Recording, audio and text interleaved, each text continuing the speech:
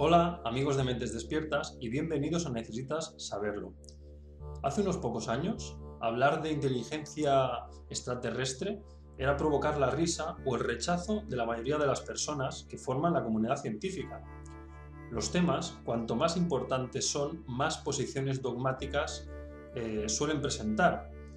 Hoy esto ha cambiado, está cambiando y mucho, y como siempre suele pasar, es el tiempo el que da y quita razones, y esa posibilidad ahora no solo no es remota, sino que matemáticamente es imposible que solo se haya dado vida en nuestro pequeño planeta azul, al contar solo nuestra galaxia con más de 100.000 millones de planetas, y el número no deja de crecer a medida que nuestra tecnología se vuelve más potente y nos permite conocer más, ir más allá. En los últimos años, en los últimos meses de hecho, me atrevo a decir, las noticias de señales extrañas que nos llegan a la Tierra no dejan de sucederse. No digo solo que cada vez encontremos más planetas con condiciones para la vida muy parecidas a las de la Tierra, que también, sino lo que digo es que esas señales de infrarrojos, de rayos gamma, de señales de frecuencias de radio, etcétera, etcétera, son muy inusuales y que cada día están copando, por eso mismo, los titulares de las principales publicaciones científicas. Muchas de ellas las podemos explicar, pero otras no. Y estas son, claro, las interesantes. ¿De dónde proceden esas señales? ¿Quién o qué las envía?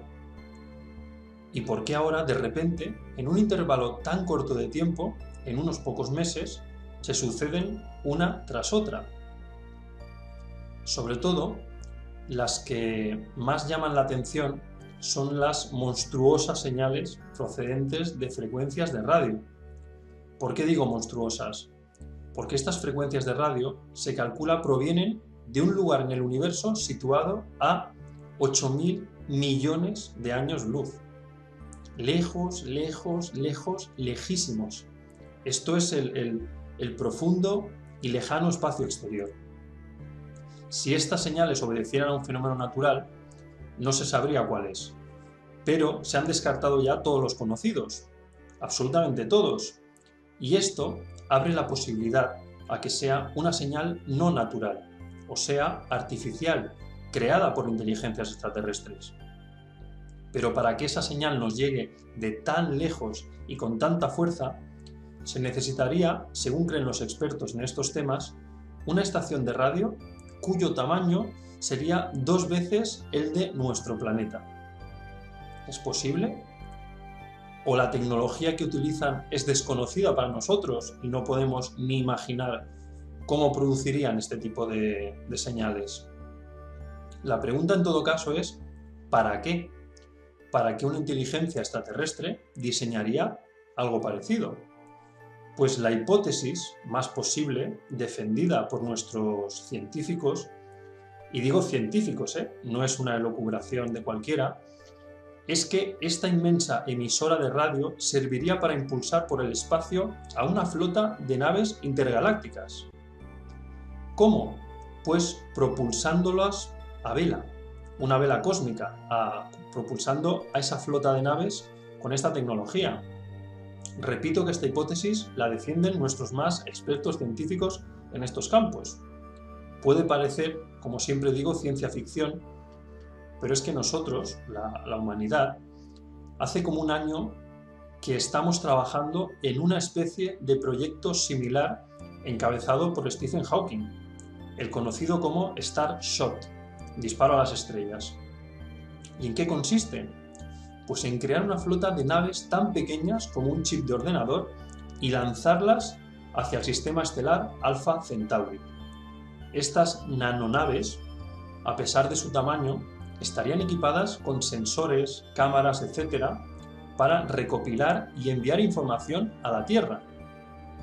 Estas naves, equipadas con velas fotónicas, estarían impulsadas por un gigantesco láser que las propulsaría a una velocidad hasta ahora imposible de alcanzar, unos 60.000 kilómetros por segundo. O sea, sería lanzar las naves y ya en el espacio desplegar las velas y desde la Tierra impulsarlas, darles velocidad con ese gigantesco láser que las haría llegar, insisto, a alcanzar la velocidad de 60.000 kilómetros por segundo.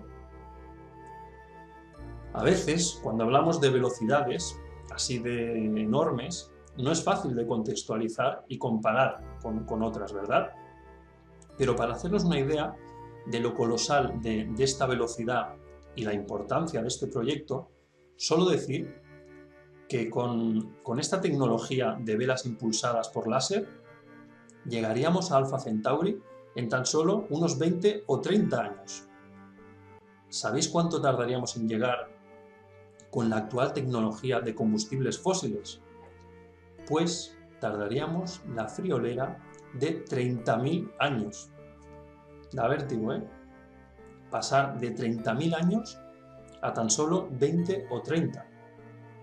Increíble. Bueno, pues es posible que esta tecnología y otras superadas ya existan en alguna parte del universo y la estén utilizando para enviar sus flotas intergalácticas para explorar. ¿O con qué fines? Esa sería la pregunta de fondo, la más importante. Y bueno, volviendo a las señales de radio de origen extraterrestre, ¿cómo es que las recibimos? Pues porque esa enorme estación de radio extraterrestre, según esta hipótesis, este enorme láser que giraría constantemente los 360 grados para dar cobertura a todas las naves que haya a su alrededor y impulsarlas, al enfocar a la Tierra, al ir girando, llegaría un momento que enfocaría a la Tierra, la posición donde nosotros estamos, a lo lejos, a lo muy lejos, y haría que nos llegara esa señal como un fogonazo, como un flash, que es así como la estamos recibiendo, por cierto. Es una teoría posible y, como digo, defendida por el grupo de expertos que están estudiando este asunto desde sus inicios. Pero esto no es todo, ni mucho menos. Esto es solo una parte de las señales que nos están llegando últimamente a nuestro planeta. Hace también unos poquitos meses, un equipo de astrónomos, canadienses en este caso, detectaron de golpe a la vez 234 señales de rayos láser que llegaban a la Tierra, procedentes, no te lo pierdas, de 234 estrellas diferentes. Estrellas similares a nuestro Sol, por cierto. Para los iniciados en numerología no os pasará por alto esta secuencia 234 y el número que da, pero ese es otro asunto. Esta tecnología que utilizan para enviar a través del láser señales también la podríamos utilizar nosotros actualmente desde nuestro planeta para decir al espacio exterior, a quien quiera escucharnos o pueda escucharnos, estamos aquí. O sea que no hablamos de civilizaciones extremadamente desarrolladas, si esto fuera el caso, sino con un nivel tecnológico parecido al nuestro, o quizás mucho más desarrolladas, pero que utilizan una tecnología que podamos comprender. En fin, como digo, las noticias no dejan de sucederse y estamos a las puertas de, como algunos astrónomos dicen, el mayor descubrimiento de la historia de la humanidad. Solo señalar, por ejemplo, que también por primera vez hemos detectado un planeta muy similar a la Tierra porque presenta atmósfera. Y es la primera vez que detectamos un planeta con atmósfera. Y en este caso, en esta atmósfera, el agua y el metano son sus dos principales elementos. Algunos seguirán pensando que estamos solos. Bueno, para acabar, me gustaría que vierais estos testimonios, relatos, pruebas de la existencia de ovnis que han surcado y surcan nuestros cielos. No hablo de luces en el cielo, ni efectos fantasmagóricos extraños, ni de vídeos de mala calidad, ni de conjeturas. No, hablo de naves y de cómo astronautas, pilotos y profesionales del aire los han visto, los han seguido, los han perseguido, e incluso alguno ha tenido contacto con ellos.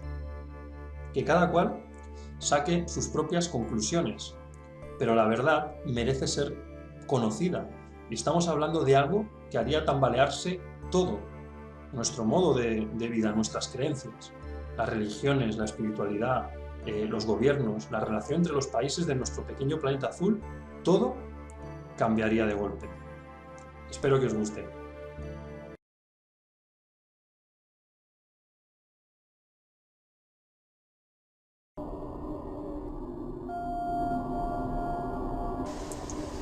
Cuando hablamos del fenómeno OVNI, tenemos que tener en cuenta que nos referimos a un objeto volante no identificado.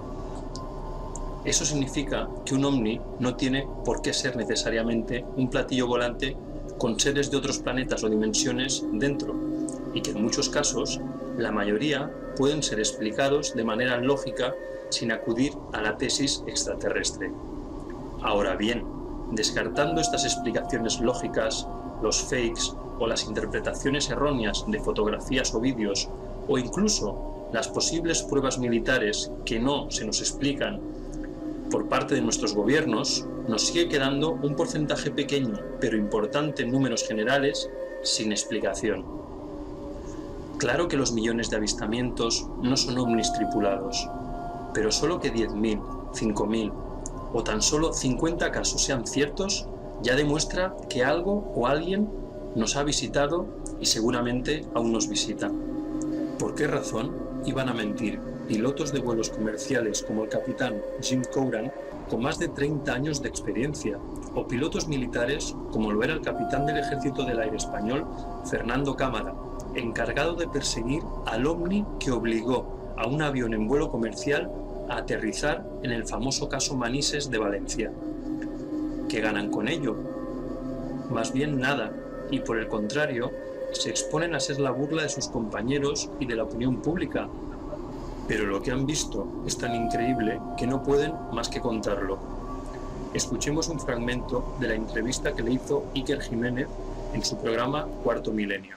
De este caso, luego, pues los investigadores le dieron una importancia porque claro, yo lo veía por delante y un poquito más bajo, y los de abajo lo veían arriba, con lo cual ya estabas viéndolo desde 2 puntos, con lo cual ya se puede determinar que esa luz había estado pues casi cerca de 1 hora en la vertical de Valencia y ahí parada, una altura a la que los helicópteros normalmente no hacen estacionario y menos aguantan 1 hora y además y dan señal radar. ¿Y tú qué hiciste, Fernando, en ese momento que estás ya muy cerca del objeto?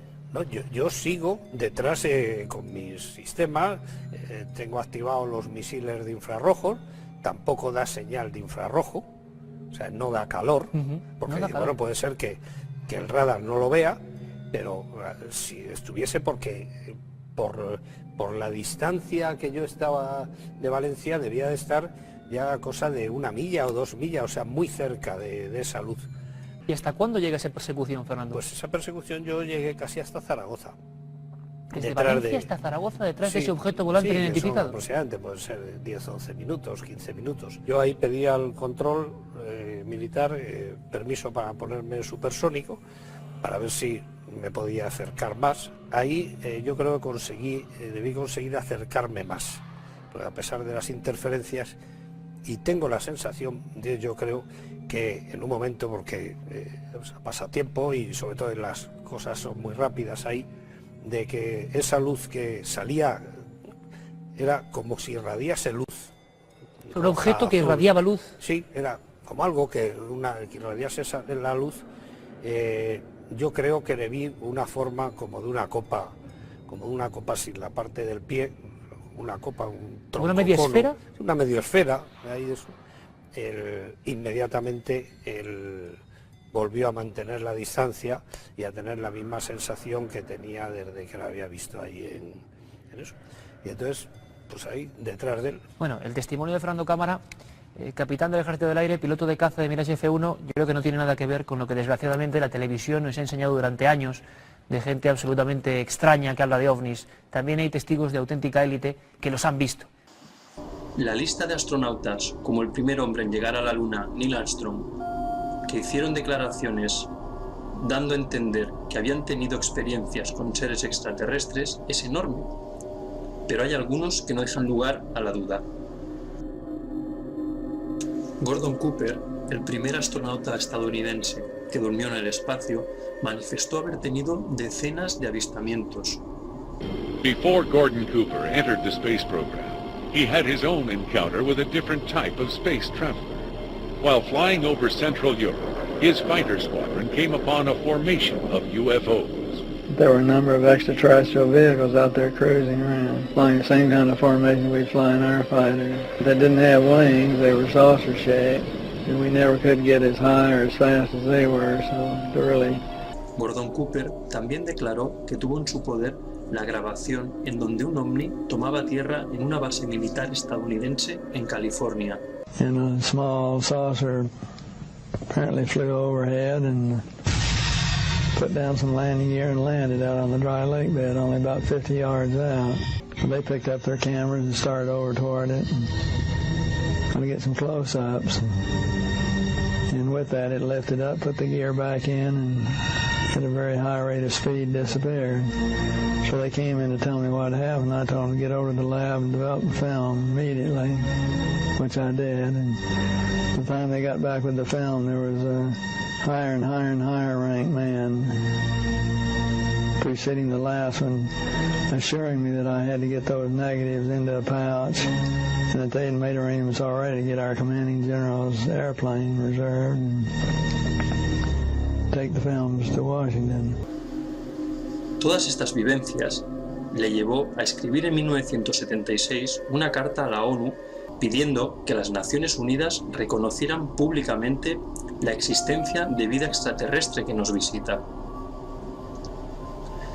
Scott Carpenter, que participó en el programa Mercury, hizo estas incontestables declaraciones. En ningún momento, durante su estancia en el espacio, los astronautas se encontraban solos. Estaban vigilados permanentemente por los ovni. El primer astronauta estadounidense, el coronel John Glenn, décadas después de sus misiones espaciales, sentenció así: «Nunca hemos contestado la verdad, y sin embargo hemos visto cosas allí, cosas extrañas, pero sabemos lo que hemos visto allá arriba, y realmente no podíamos decir nada. Nuestros superiores temían mucho esto, temían algo parecido a la guerra de los mundos y el pánico general en las calles. Por consiguiente, debíamos callarnos. Y ahora solo vemos esas cosas durante nuestras pesadillas, o acaso en películas, y algunas se acercan mucho a la verdad». Edgar Mitchell, el sexto hombre en llegar a la Luna, también es un gran activista en la lucha para que la verdad ovni salga a la luz. And I urge that those who are doubtful read the books, read the lore, start to understand what has really been going on, because there is no doubt we are being visited. And as a person who is a part of the first generation of being a spacefarer of our civilization and having gone to the moon, and realizing that I do and many of us do now, that have seen the Hubble pictures from space, the universe that we live in is much more wondrous, exciting, complex, and far-reaching than we were ever able to know up to this point in time. And the fact we have wondered, were we alone in the universe forever? Only in our period do we really have evidence, no, we're not alone. We are just one planet with intelligent life on it. La lista de astronautas y cosmonautas que han hablado sobre sus avistamientos y experiencias con ovnis no deja de crecer, porque parece que afortunadamente se está perdiendo el miedo a decir lo que vieron en sus misiones espaciales. Debemos tener en cuenta que hablamos de profesionales del aire y del espacio, de personas sumamente preparadas y cualificadas que saben distinguir perfectamente entre lo que puede parecer un ovni a ojos de cualquiera de nosotros y lo que realmente es un ovni. Así que sus opiniones son tremendamente relevantes en este asunto. Desde aquí, gracias por su valentía y honestidad. Gracias por aportar luz a tanta mentira, manipulación y desinformación como existe alrededor del fenómeno ovni.